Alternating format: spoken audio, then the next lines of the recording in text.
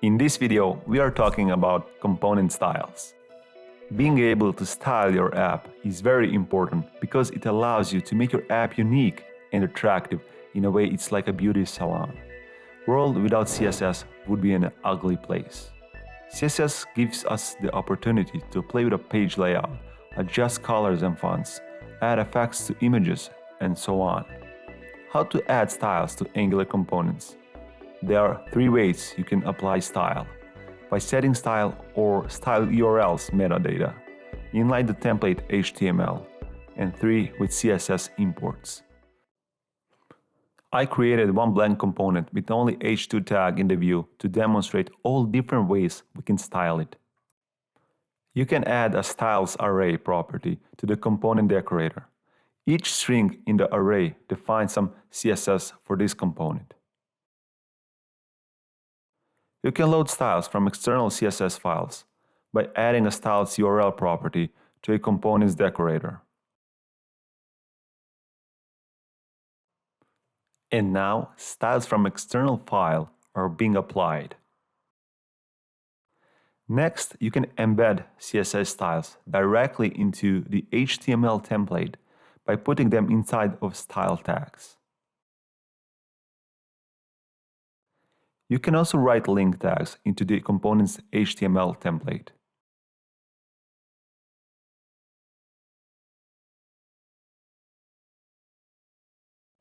One note here is to be sure to include the linked styles file among the assets to be copied to the server when building.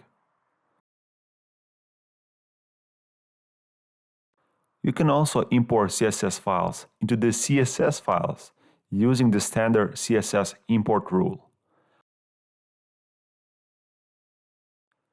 I usually use this approach to import the variables. Reminder, these styles apply only to this component. So if you have h1 tag in a child or parent component, it won't be applied there.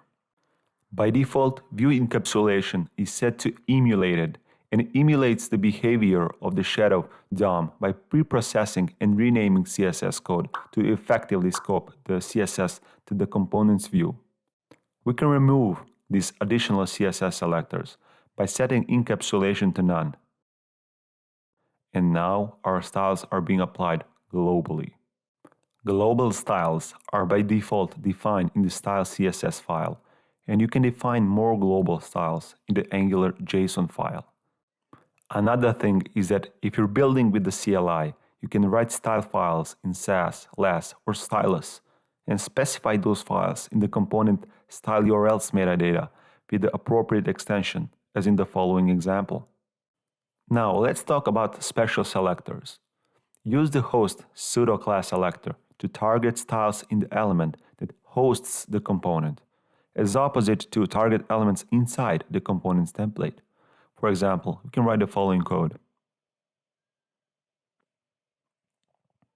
We can style host styles with the given selector by using the function form as the following. And if you add active class to host component, you can see that styles are being applied. Now, let's talk about host context. Sometimes it's useful to apply styles based on some condition outside of the component's view. For example, a CSS theme class could be applied to the document body element, and you want to change how your component looks based on that. The following example applies a background color style to all h2 elements inside of the component, only if ancestor element has the CSS class ThemeLight.